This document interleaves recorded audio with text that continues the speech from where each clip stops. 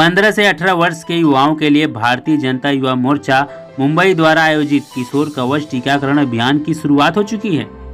जी आपको बता दें कि प्रधानमंत्री नरेंद्र मोदी के नेतृत्व में देश में यशस्वी तरीके से दुनिया का सबसे बड़ा टीकाकरण अभियान शुरू है, जिसमें अब 15 से 18 वर्ष के युवकों को भी शामिल कर लिया गया है।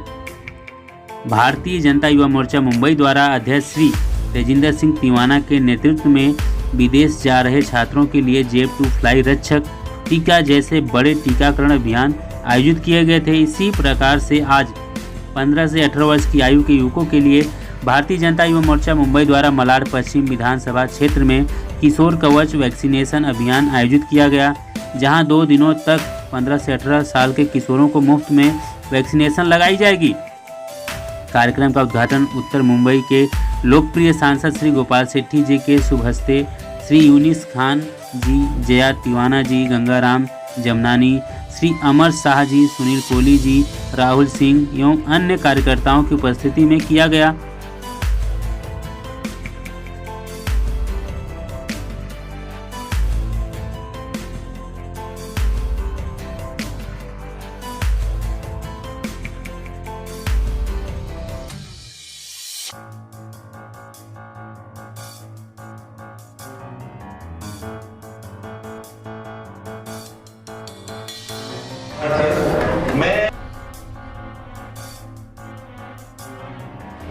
मैं तेजिंदर तिवाना और उनके पूरे टीम को बहुत बहुत बधाई देता हूँ, आप सबका अभिनंदन करता हूँ। देश के प्रधानमंत्री का सबसे पहले हमको अभिनंदन करना चाहिए कि जिन्होंने इतनी बड़ी सोच लाई और हमारे देश में वैक्सीनेशन का निर्माण करते हुए बड़े पैमाने पे लोगों को वैक्सीनेशन करने का काम उन्होंने किया। पहले बीमार लोगों का किया, फिर बाद में सीनियर लोगों का किया, उसके बाद में मिडिल एज के लोगों का किया, अब टीनेजर का काम कर रहे हैं और उसके बाद में और भी नीचे जैसा ही मैक्सिमम लोग वैक्सीन ले लेंगे, वैक्सीन का स्टॉक हमारे पास एडवांस में आ जाएगा, तो हर लोगों को वैक्सीन देने का काम आने वाले दिनों में भारत जैसे देश में होगा। इसलिए मैं देश के प्रधानमंत्री सम्माननीय नरेंद्र मोदी जी का बहुत बहुत अभिनंदन करता हूँ। एक बात मैंने अपने भाषण में ये भी कहा कि 1 नेशन 1 लॉ की बात देश के प्रधानमंत्री करते हैं। भारतीय जनता पार्टी पहले दिन से ये कह रही है। आज भी देखिए जो थर्ड वेव में जो जिनको इफेक्ट हो रहा है उसमें से बड़े पैमाने पे ये सामने आ रहा है कि इन्होंने एक भी वैक्सीन नहीं लिया, एक भी वैक्सीन इन्होंने लिया नहीं। इसलिए 1 नेशन 1 लॉ की जब हम बात करते हैं तो देश का जो कानून बनता है उसको सब लोगों ने मानना चाहिए। हिंदू ने भी मानना चाहिए, मुस्लिम ने मानना चाहिए, कैथलिक ने मानना चाहिए। आप नहीं मानते हो तो उसका फ़र्क क्या पड़ता है कि आप अगर वैक्सीन नहीं लेते हो तो आपके वजह से जिसने वैक्सीन लिया है उसको भी सेकंड थर्ड टाइम इफेक्ट होता है। इसलिए 1 नेशन 1 लॉ को हम सब लोगों ने आने वाले दिनों में मानना चाहिए, तो हमारा देश बहुत तेज़ी से दुनिया के बाजार में हम बहुत तेज़ी से आगे जा पाएंगे। मलाड में एक विवाद शुरू हो गया है। टीपू सुल्तान नाम से मैदान का उद्घाटन होने वाला है, जिसको लेकर कई सारे हिंदू संस्था संगठन विरोध कर रहे हैं। उस पर आपकी देखिए, हमने अतीत से बहुत कुछ सीखने की आवश्यकता है। देश के आज़ादी के पहले चाहे फिर मुग़लों का आक्रमण देश में हो, अंग्रेज़ों का हमारे देश में आकर देश को चलाना हो, इन सारी बातों से सीखकर हमने संघर्ष करके आज़ादी ली। अब आज़ादी लेने के बाद में बड़े पैमाने पे देश में आप लोग देखते होंगे कि हमारे देश के जो वीरों का प्रतिमा लगना, उनके नाम से प्रकल्प को देना, ये सब क्योंकि हमारे देश को इन्होंने मुग़लों के झंझट में से बाहर निकाला, मुग़लों के शासन में से हम बाहर आ पाए, अंग्रेज़ों के शासन में से हम बाहर आ पाए, तो उन्हीं दिनों में राज्य करने वालों में एक टीपू सुल्तान का भी नाम आता है। तो अब ये कौन कर रहे हैं?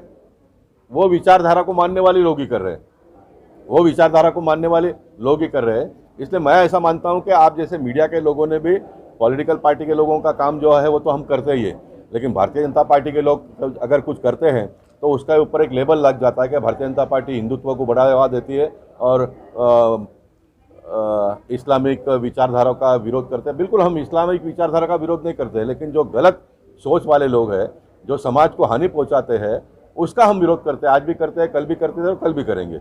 इसलिए आने वाले दिनों में हमारे देश के लिए जो मर मिटे उनको हमको बड़ा करना है कि हमारे देश पर जिन्होंने आक्रमण किया उनको हमको बड़ा करना है, ये हम लोगों ने सोचने की आवश्यकता है। जितेंद्र आव्हाड ने कल प्रेस कॉन्फ्रेंस जो मुंबई और थाने के रेलवे की साइड में झुग्गी झोपड़ियाँ है उसको उनको समर्थन दिया और कहा कि अगर जो उनको तोड़ेंगे रेलवे वाले तो एक बड़ा आंदोलन होगा जिसमें पूरे देश की रेल रुक जाएगी। और उन्होंने ये भी कहा है कि अगर जो रेलवे चाहे तो हम सारे प्रोजेक्ट ला सकते हैं जिससे रेलवे को भी फायदा होगा और लोगों को भी फायदा होगा। तो इसको किस देखिए, कोई भी एक विषय को, आंदोलन को आप लेकर जब आगे बढ़ते हो तो रेलवे लाइन के लोगों को घर मिलना चाहिए। ये लड़ाई मैं पहले से लड़ रहा हूँ। मेरी पार्टी की सरकार अभी दिल्ली में है तो भी मैं लड़ता हूँ, कांग्रेस की सरकार थी तब भी मैं लड़ता था। और देश के प्रधानमंत्री ने पहली बार आवास योजना लाई जिसमें 300 फुट का घर 7 लाख रुपए में आपको मिलता है। तो 7 लाख रुपए में अगर किसी को घर मिलेगा, घर बन रहा है, घर बनेगा तो घर लेंगे ना लोग। अब घर नहीं सरकार बनाती है तो लोग जहाँ पर जगह मिलता है वहाँ पर बनाते हैं और जीते हैं। और ये सारे लोग देश के काम में लगे हुए हैं ना। कोई और रेलवे लाइन के बाजू में झोपड़पट्टी में रहकर किसको अच्छा लगेगा? पानी नहीं है, लाइट नहीं है, टॉयलेट की सुविधा नहीं है, रेलवे लाइन पे जाना पड़ता है, कितने लोग कट कर मर जाते हैं। किसको इस प्रकार का जीवन जीना अच्छा लगता है? लेकिन व्यवस्था नहीं है इसलिए जी रहे। मैं जितेंद्र आव्हाड का स्वागत करूंगा अगर उन्होंने कल ऐसा कहा है तो इसके साथ साथ में मुंबई शहर का जो पहला माला जिन्होंने अपने पैसे से घर खरीदा उसके बारे में वो निर्णय नहीं कर रहे। आज 4:30 बजे बांद्रा में मुझे उन्होंने बुलाया है। मैं फिर एक बार जाकर उनको कन्विंस करने का प्रयास करूंगा। कोर्ट में तो मैंने रिट फाइल किया ही है। तो देश के सभी नागरिकों को हमको घर देना पड़ेगा। देखिए, एक बहुत बड़ी बात मैं आपको कहना चाहता हूँ। हमारे देश में बांग्लादेश के कितने लोग आए हैं ये रिकॉर्ड सरकार के पास है ना। कांग्रेस की सरकार थी तब भी ये रिकॉर्ड था, आज भारतीय जनता पार्टी की सरकार है तब भी ये रिकॉर्ड है। अब ये बांग्लादेश से आए हुए लोग क्या खुले आसमान के नीचे रहते हैं? नहीं ना, उन्होंने घर बनाया है ना, बनाया हुआ घर में रहते हैं ना। तो बांग्लादेश से आया हुआ व्यक्ति भारत देश में घुसखोरी करके आकर वो घर बनाकर रह सकता है, जी सकता है। तो इस देश का नागरिक को क्यों नहीं घर बनाने का अधिकार होना चाहिए? आपके जगह पे अगर आप घर बनाते हो तो आपको परमिशन मिलना चाहिए, उसका असेसमेंट जो भी महापालिका को लेना है वो ले, उसमें हमको कोई दिक्कत नहीं है। लेकिन घर किसी को नहीं मिले ये कैसे चलेगा? एक अंतिम बात बताता हूँ। कोविड के समय में जो फुटपाथ पर बच्चे गुजारा करते थे, सुप्रीम कोर्ट ने आदेश दिया कि इन सारे बच्चों को एक जगह पे लाकर सरकार ने इनको खाने पीने की व्यवस्था भी करनी चाहिए, इनका दवा के बारे में भी सरकार ने सोचना चाहिए। तो एक जगह पर फुटपाथ पे पड़े हुए बच्चों को लाकर उनका देखभाल करना चाहिए, ये सुप्रीम कोर्ट कहती है। तो दूसरी जगह पर सुप्रीम कोर्ट सुओ मोटो कभी कभी ये नहीं कहते हैं कि भाई ऐसा कैसा चलेगा। तो हम आने वाले दिनों में न्याय प्रणाली में भी बदलाव आए, इसके लिए भी हम काम करेंगे। क्योंकि मैं सांसद हूँ, अगर मैं सही बातें, ह्यूमन राइट्स की बातें अगर कहने से संकोच करूँगा तो इसमें बदलाव नहीं आएगा। तो सारी व्यवस्थाओं में हम आने वाले दिनों में बदलाव कैसे हो सकता है इसके लिए हम काम करेंगे। सर और भी लोग हैं, खाली इनका कर लेते हैं, ये दोनों कर लो। सर आप यहाँ सर के साथ अलग से जी, समस्त देश में सेवा ही संगठन इस माध्यम से लोगों की सेवा करने में लगे हैं। उसी तरह भारतीय जनता युवा मोर्चा मुंबई के कार्यकर्ता भी पिछले 1.5-2 साल से मुंबईकरों की सेवा में तत्पर रहे हैं कोविड के इस महामारी के दौरान। और इसी दौरान हमने 3 ऐसे विविध अलग अलग मुंबई के जगहों पर, चाहे वो अंधेरी हो चाहे वो मलाड हो, हमने ऐसे पिछले 1.5 सालों में 3 बड़े कैंप वैक्सीनेशन के भारतीय जनता युवा मोर्चा मुंबई की ओर से हमने उसे ऑर्गेनाइज किया। उसका आज जो ये किशोर कवच 2 दिन का एक लसीकरण का अभियान मलाड विधानसभा में हमने रखा है, ये समस्त मुंबईकरों के लिए है। ये जो 15 से 18 साल का जो युवक है, जो किशोर है हमारे देश के, जो हमारे मुंबई शहर के, वो 100% उनको लसीकरण लस लग के वो वैक्सीनेट हो जाए, ये उद्देश्य से भारतीय जनता युवा मोर्चा मुंबई के कार्यकर्ता सभी आज रास्ते पे उतर कर उनको मदद करने की पूरी कोशिश कर रहे हैं। सर 15 और 18 जो साल के वैक्सीन है, ये कहाँ लगाया जाएगा और कहाँ? 15 से 18 साल के जो वैक्सीन जिसको मिलने वाले हैं वो युवक आज मलाड विधानसभा में कपोल हॉल, जो गोपाल हॉल है, वहाँ पर हमने ये वैक्सीनेशन ड्राइव का शुरुआत आज की है आदरणीय हमारे सांसद गोपाल शेट्टी जी के हस्ते। और ये 2 दिन तक, यानी कि आज 25 तारीख और कल 26 जनवरी 2022, ऐसे 2 दिन तक पूरे सुबह 10 से लेकर 5 बजे तक, खास करके 15 से 18 साल के जो युवा है उनके लिए हम इसकी शुरुआत करके इसको ऑर्गेनाइज किया है। नहीं, ये तो इससे पहले हमने कोविड सेंटर जम्बो का भी हमने जाके जो पहला दिन से काफ़ी लोगों के लिए हमने वहाँ भी लेके जाके ये किया था। मैंने नगर सेवक मेरा 47 में ही जम्बो सेंटर आ रहा है, तो मैंने काफ़ी लोगों के लिए 10-10 का ग्रुप बना के हमने वहाँ शुरुआत किया था।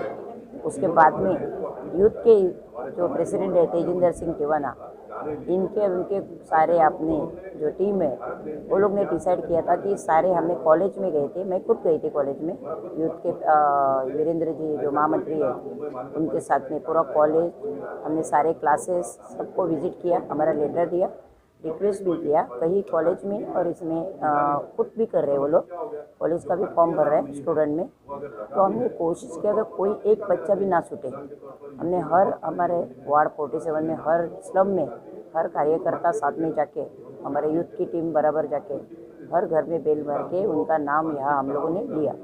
कई लोग ने लिया है, कई लोग ने लिया नहीं, तो हमने कोशिश किया कि सारे लोग आके यहाँ ले लो और उसका फ़ायदा उठाए और सेव हो जाए।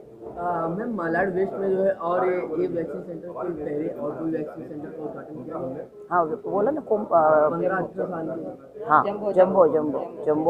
जम्बो सेंटर है जो मैं 47 में है माइंड पेस में, वहाँ मैंने किया था और वहाँ भी काफ़ी लोगों को मैंने 10-10 का ग्रुप बना के हम लोगों ने काफ़ी लोगों के लिए पामकोट बाजू में एरिया है, अस्मिता ज्योति है, एवरशाइन में है, काफ़ी लोगों को अपने 10-10 का ग्रुप बना के दिया है। और महापालिका ने भी बहुत कोशिश किया था कि सब बच्चे जो है उनको स्कूल में बस भर के सब लोगों को देना चालू कर दिया जो था। बच्चे हैं उन्हें वैक्सीन नहीं लगवाना चाहते हैं तो उनके पेरेंट्स से क्या कहना चाहेंगे? हम विनती कर रहे हैं सबको जाके, हम लोग हमारे जो लोग घूमते ना उनको हम बोल रहे हैं कि आप लोग जाके कन्विंस करो कि वैक्सीन कितना ज़रूरी है। कॉलेज में भी हमने प्रिंसिपल को मिले और उनको भी बोला है कि आप वैक्सीन देने के सिवा अलॉट मत करिए, तो वो एक उनको ऐसा लगेगा कि हमारी जिम्मेदारी है वैक्सीन लेना। और कॉलेज में तभी प्रवेश दो वैक्सीन होने के बाद, तो कॉलेज में हमने लेटर भी दिया हुआ है, यहाँ भी भेज रहे, उनके वहाँ भी कर रहे, तो काफ़ी अच्छा रिस्पांस मिल रहा है। और कोई डरता है लेकिन अपना डर निकालना हमारा व्यक्ति का, हमारा कार्यकर्ता का काम है। घर में जाके डरने की आवश्यकता नहीं। देखो बाकी लोगों ने इतना दिन से लिया हुआ है और कोई उसका गलत इफेक्ट नहीं हो रहा है। धन्यवाद।